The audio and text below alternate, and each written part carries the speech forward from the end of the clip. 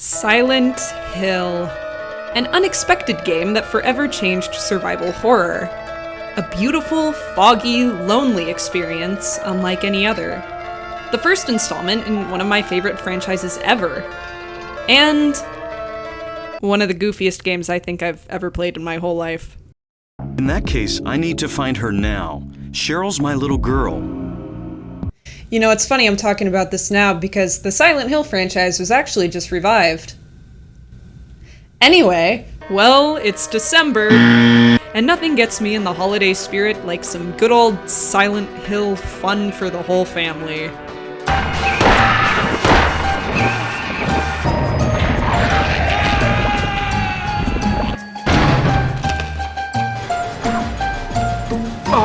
I don't know if I could say literally anything about this series that hasn't been said before, but here I am anyway.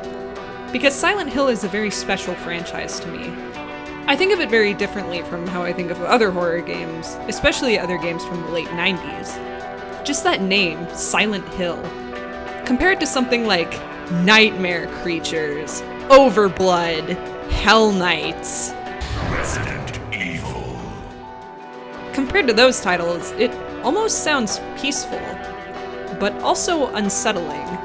It sets you up for that subdued, mysterious, more disorienting kind of experience. I think a lot of younger people are getting into Silent Hill these days, mostly because of the whole liminal spaces trend that's been sweeping the internet. And yeah, these games fucking nail that shit. They have you explore big, empty spaces. And it just so happens that I've got a thing for big, empty spaces. Places that would feel familiar to anyone, like an elementary school or a neighborhood, that should be bustling with people. Only they're not. These games were liminal before that was even a thing. It makes perfect sense that they'd appeal to the backrooms crowd. But if the youngins decide to start with Silent Hill 1, what they might not be expecting is this. Hold it! Stop! Don't shoot! Well, it looks like I've hit a record for the oldest game I've talked about on this channel. And yeah, in some regards it's aged like fucking milk. But despite being almost 25 years old, and despite it not being my favorite game in this series, the story, the atmosphere, the creatures, and those sickening, all-consuming camera angles are still worth coming back to in my opinion. The story goes like this. Single dad Harry Mason takes his adoptive daughter Cheryl to a resort town, it's Silent Hill, for vacation. But, on the way there, a person suddenly appears in the road and Harry crashes the car. When he comes to, Cheryl is gone. And right away, you're in the foggy, desolate streets of Silent Hill. Harry tries to find Cheryl, but all of a sudden everything goes dark. And strange things start happening, leading to this absolutely bitchin' opening sequence. What is this? What's going on here?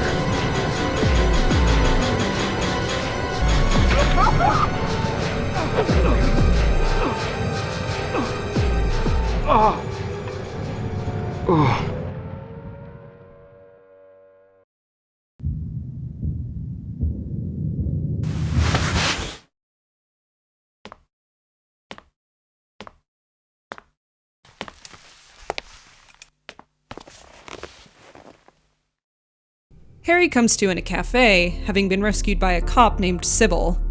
She gives you a handgun and tells you to watch yourself before leaving to find reinforcements.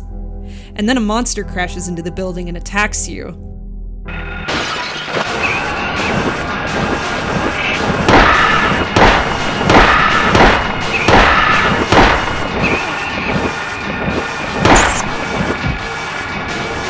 This is not a dream. What's happening to this place? You want to try that one again, Harry? Maybe sound a little concerned? So for the rest of the game, you basically have to follow the trail to find your missing daughter. This drawing, it's me. It's like looking in a mirror. And immediately, you can see what makes this series so special. It's eerie, with that all-consuming fog and the noise of your broken radio constantly signaling danger. But there's something so undeniably comforting about it too. Especially if you're a lonely, self-isolating person.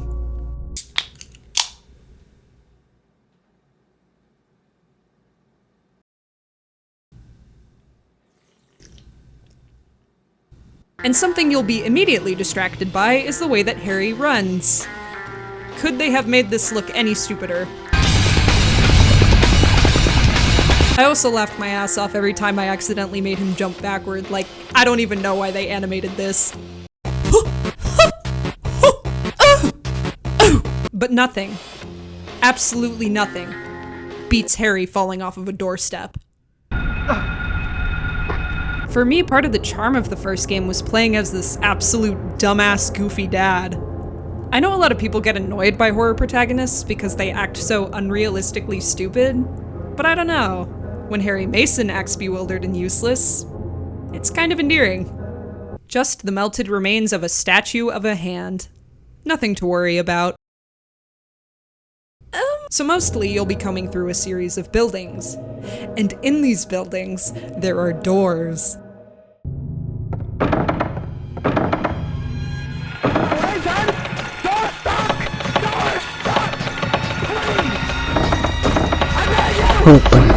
The first major area you explore is Midwich Elementary School, where you find more of those weird children that attacked you in the alley.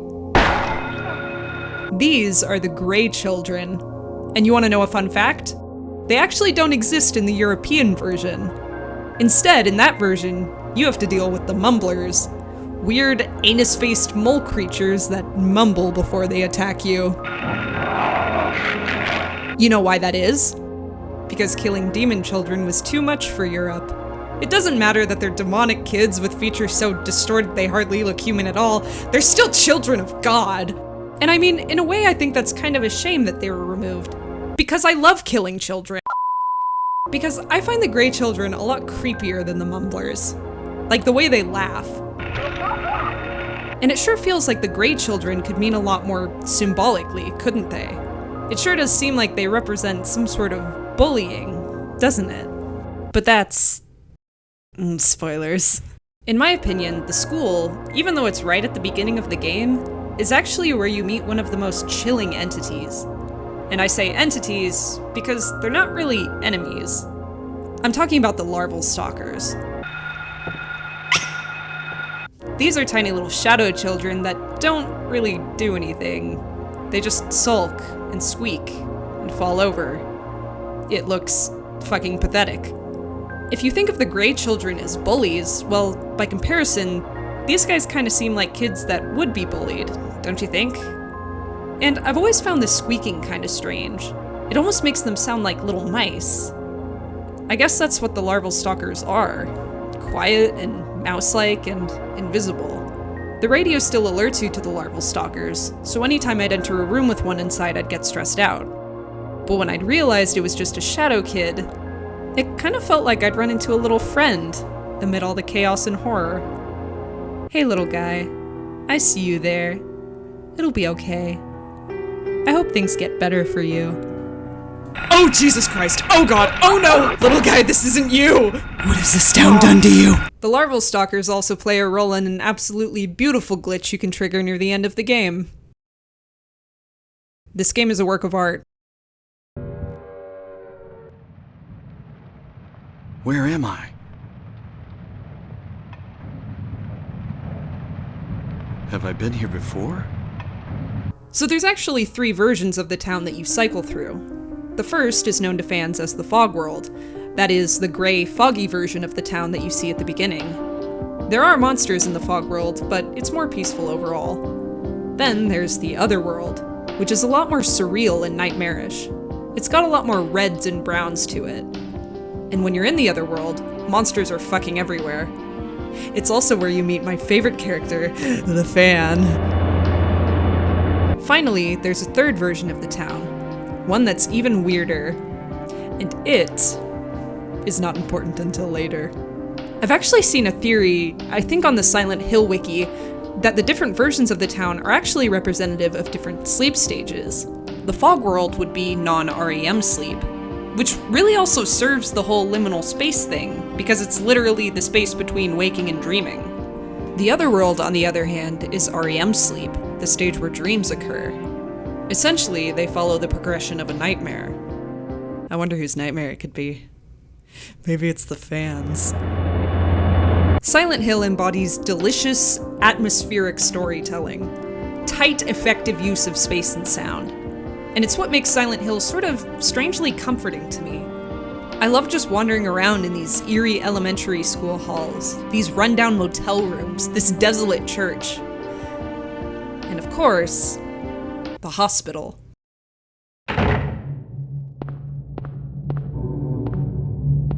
There's a lot of cool subtle shit in the hospital. Like that bit when the doors keep locking behind you, or when a 4th floor button mysteriously appears in the elevator. Oh, and there's also whatever the hell this is. Stop! I really like these little touches in the Silent Hill games. Like that iconic moment in the school bathroom.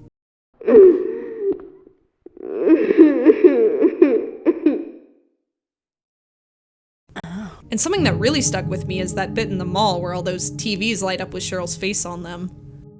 Just quiet, haunting goodness. I like having space to really enjoy that kind of thing. Silent Hill wants you to stick around and drink in the weirdness.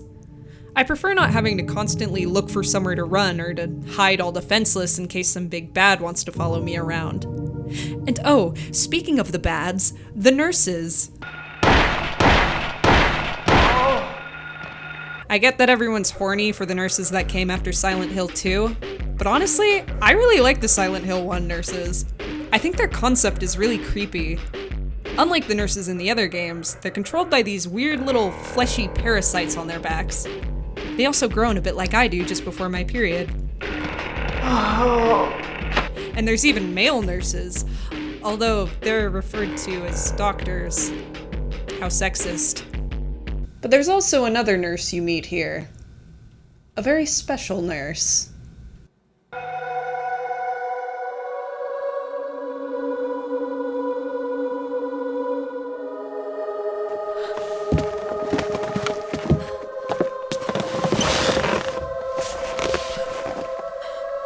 This is Lisa Garland.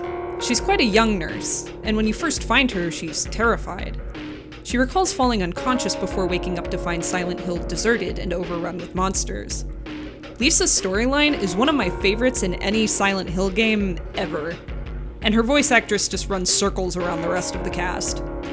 You repeatedly run into her as the town cycles through the different worlds, and each time she's just overjoyed to have another human being around. But every time you see Lisa, things start to seem more and more off with her.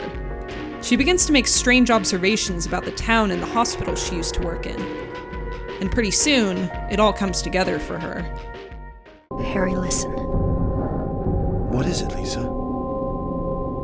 So I went to look in the basement, even though I was scared as hell. While I was down there, I got this weird feeling.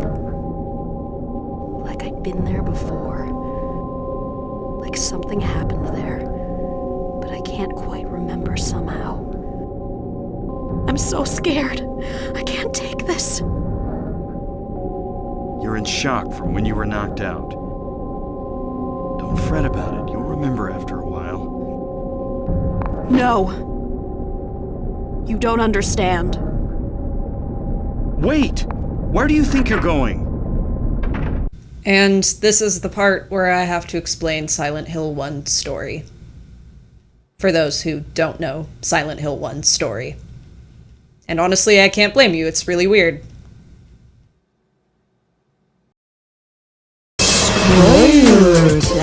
The explanation for why Silent Hill is like this is basically, well, a cult.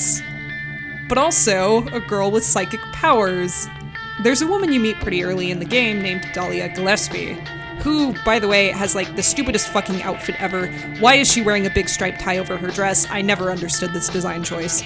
Anyway, Dalia Gillespie acts as though she's trying to help you.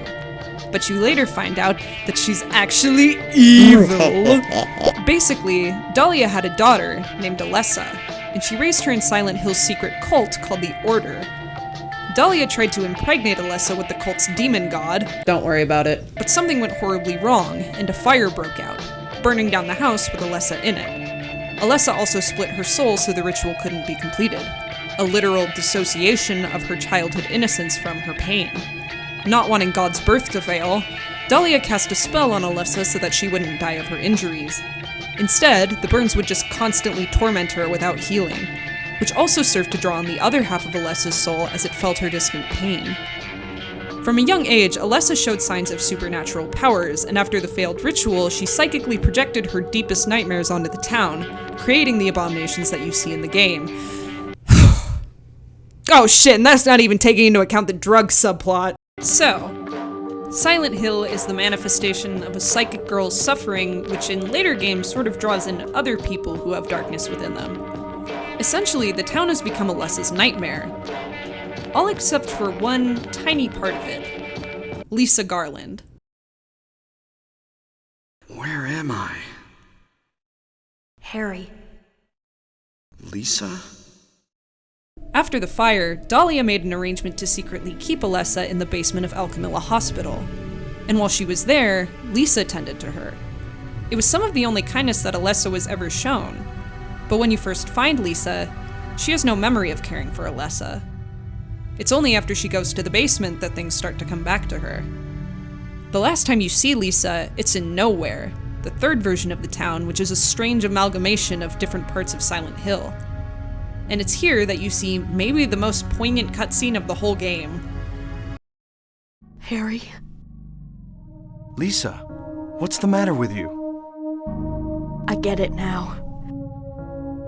Why I'm still alive even though everyone else is dead. I'm not the only one who's still walking around. I'm the same as them. I just hadn't noticed it before. Lisa. Stay by me, Harry. Please. I'm so scared. Help me. Save me from them. Please. Harry.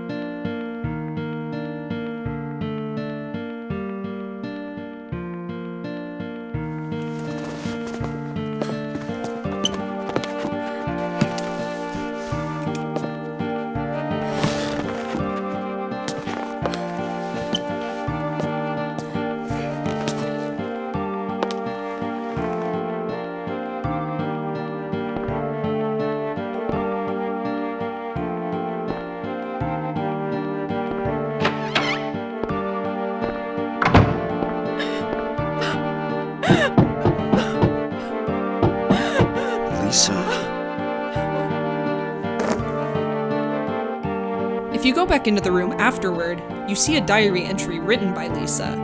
In it, she describes grotesque hallucinations while taking care of Alessa, and she writes that she needs more of a drug. So yeah, Lisa was addicted to drugs, too. I've always found it so tragic how Lisa realizes her situation. Before waking up in Silent Hill, Lisa actually died, possibly of a drug overdose, which she remembers as falling unconscious. As a form of comfort, though, Alessa kept her spirit alive in her twisted version of Silent Hill. It's sadly sweet that Alessa kept her around in her nightmare world, but also kind of fucked up that Lisa is just stuck being tormented eternally for her kindness. And how Harry pushes her away, depriving Lisa of her own last scrap of kindness just when she needed it the most? Damn. She's treated just like another monster of Silent Hill. And then she vanishes. We don't know what's going to become of her ghost. That got heavy.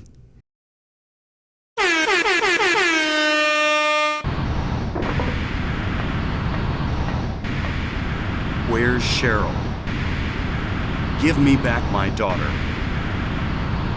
We meet at last, Alessa.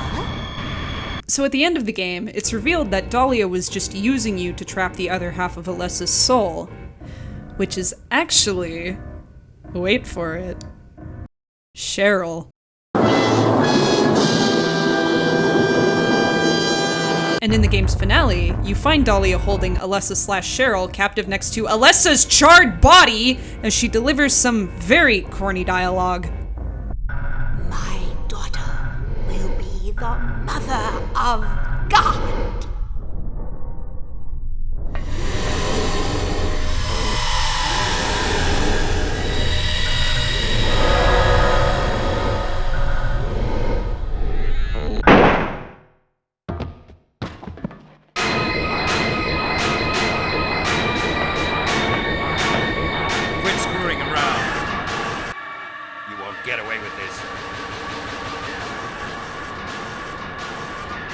Glophitis!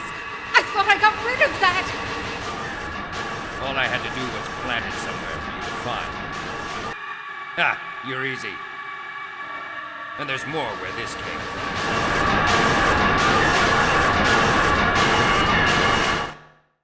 Oh, good! A Glophitis. Don't know what the fuck that is. Any minute now. Take your time.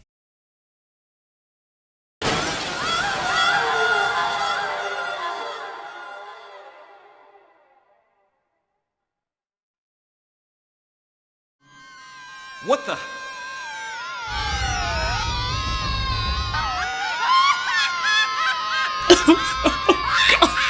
So the final boss is either Alessa, possessed by the Order's god, or the god itself.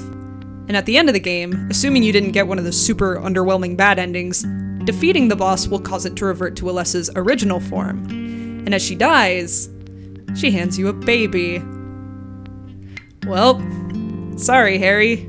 Your daughter got absorbed into another human being. Here's another one to replace it, I guess. You know what I love about Silent Hill?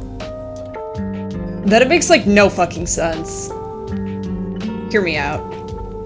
The story of these games is really hard to wrap your head around. Like, even when you have the lore all explained to you, you still kinda have to ask, huh? But at the same time, when you play the games, you get it somehow.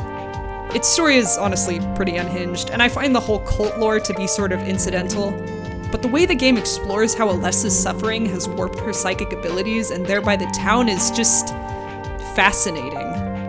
The pain is palpable. The sorrow and dread is palpable, even if you don't really know who it belongs to. The way this game manages to create paranoia while still allowing for all those quiet moments of angst really speaks to that. Everything means something, even though it's utterly confusing the first time you play. Most of the monsters are reflective of fears particular to Alessa, like the children representing Alessa's classmates who used to bully her and call her a witch. Or if you have the European version, Alessa's traumatizing encounters with moles in school, I guess? And God, especially with Lisa's character, this game is so damn emotional, not just scary. I think that, if anything, is what keeps it playable to this day. It connects more with modern audiences than other games of its time that just wanted to scare you.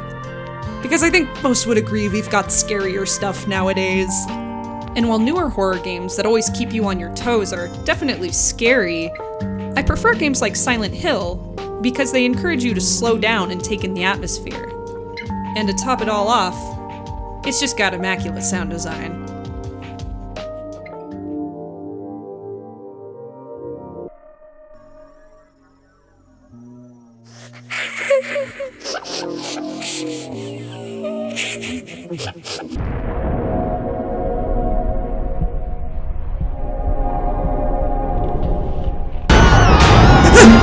And that's Silent Hill. A game that would spawn a legendary game series, out of which only good things come.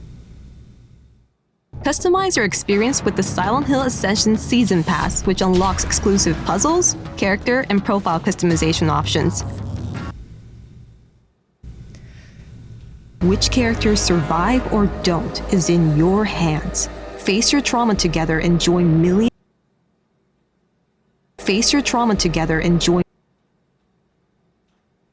Face your trauma together.